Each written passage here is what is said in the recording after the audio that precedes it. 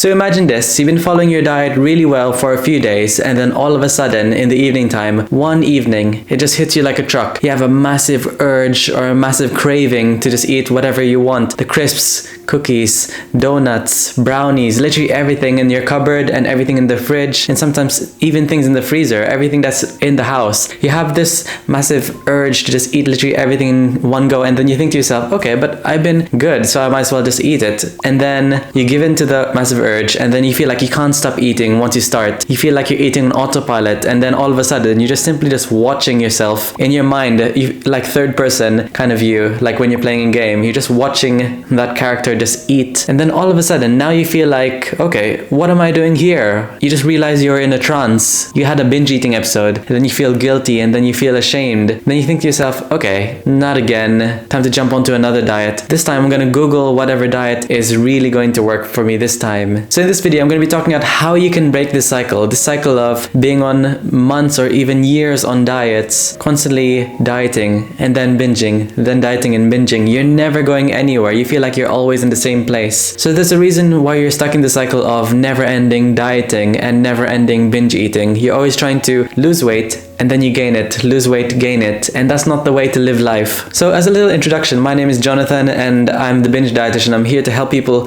end binge eating episodes in a nice, caring, compassionate way. And I struggled with binge eating back then when I was studying to become a dietitian, ironically, and then I escaped that cycle, and now I'm just sharing all my tips. So if you're new to this and you feel like, oh, that's not a big deal, binge eating is quite serious, and it can lead to like poor mental health, depression, anxiety, social isolation, and many more. So before I give you the number one tip on how to end this cycle of binging and restricting, first of all, I want to let you know that you're recognized. I see you, and binge eating is quite a serious problem. So maybe you live with people who don't see it as a problem and see you as being lazy or have no willpower, or you're not disciplined enough, or maybe you even see yourself as you feel like you're unworthy or you're lazy. Remember, binge eating is a very serious issue, and I recognize and I see you there. Binge eating in the long term can lead to poor mental health, depression, anxiety, social isolation, and if that feels like that's you, then you stumbled onto the right video. And it could also lead to physical symptoms. You could struggle with heartburn, you could struggle with high cholesterol, high blood pressure, and many more. So don't let anyone say that binge eating is because of willpower or discipline, or you're not just strong enough, quote unquote, whatever that means. So this is the one thing which is actually keeping you in the binge restrict cycle, is essentially dieting. And before you leave this video, you might be thinking, okay, but dieting, but if I don't diet, if I don't eat in a calorie deficit, then my weight's gonna go crazy high. And I completely understand that, because that was me in the past. I kept on, no matter how much I ate, like if I had a binge eating episode, pizzas, cookies, cakes, then I'd want to like intermittent fast, skip breakfast, have a light lunch, and then get back on the wagon. You always feel like you're in this never-ending cycle of trying to get back onto the wagon. So in reality, there is no wagon you should jump back onto. If you're struggling with binge eating, like I said, it's not because you're lazy. Binge eating is a symptom of a greater problem, and that greater problem is deprivation. So looking at this binge restrict cycle, so you struggle with binge eating, and then you feel guilty after struggling with a binge eating episode, and then you feel like you have low self-esteem, and then what do you want to do after that? Well, you just want to jump onto a very restrictive diet, a low-calorie diet, to make up for this binge, which triggers another binge. So you know how I said earlier that binge eating is a symptom of deprivation? Binge eating is not a problem, because a problem is something that you have to fix, when in reality, binge eating, we have to see it as a protective mechanism. If you look back at the caveman era, well, they probably only had like one meal a day, one massive meal a day, and they just probably like hunt a mammoth or something and then just ate it. They didn't have any fridges or ways to preserve food. They don't have any ways to can foods or store them. So they just had a massive meal. So that's a similar thing. But now we have food around. We have restaurants. We have fast foods right next to us. We have coffee shops right next to us. We have fridges, freezers, cupboards. Food is all around us. But if you're telling your body that there's no food available, then it's gonna want to force your body to trigger binge eating episodes. The alarm bells are gonna turn on, because your mind could see all the food there, your eyes could see the food there, but our gut is sensing nothing coming in. So essentially you're telling your body that is deprivation. So binge eating is a symptom of deprivation. The same way how our body, when we feel hungry, okay, that's a symptom of deprivation also. Like when we have a grumbling stomach, that's a symptom. Essentially it's a warning sign, or it's a telling sign that essentially, okay, I'm lacking a certain need. So now that we established that you're not lazy and you actually have willpower, and fighting against your body is actually fighting against your protective mechanisms, which is essentially binge eating, how can we end binge eating? How can we end this survival response? So I'm going to talk about the 3-step framework on how to end binge eating, starting with number 1. So number 1 is trying to get rid of physical restriction. So physical restriction is essentially the idea that we're under eating, we're feeling hungry. So now you might be thinking, okay, yeah, but under eating very little calories, it's quite obvious already, Jonathan, that I'm gonna trigger a binge eating episode. And it might seem like that. It might seem obvious, but at the same time, even I forgot about it. When you're so in the moment after a binge, when you're so fueled by guilt, shame, embarrassment, you're like, oh, why did I do that? That's it. I'm gonna jump onto a restrictive diet. I'm gonna eat as little calories as possible, or try my best to get away with as little calories as possible. Well, essentially, you just fell into the physical restriction trap. You're telling your body, okay, I had a massive binge eating episode. Okay, breakfast time. Oh, where's breakfast? Why is there a tiny breakfast? Lunch. Oh, why is there a tiny lunch? That's it. We didn't have breakfast or lunch or anything. That's it. It's time to ramp up those hunger cues. Let's have another binge eating episode again. And maybe that might not happen the next day after the binge, but it might happen like a few days later or maybe a week later, depending on how strict your diet is. So physical restriction, you have to try to eat enough calories. And you might be thinking, okay, but how much is enough calories? Well, just eat regular meals and try to recognize to be full 7 out of 10. So 7 out of 10 fullness. So 10 out of 10 is Christmas dinner full, I'd say. 7 out of 10 is comfortable fullness. Try to be a 7 out of 10.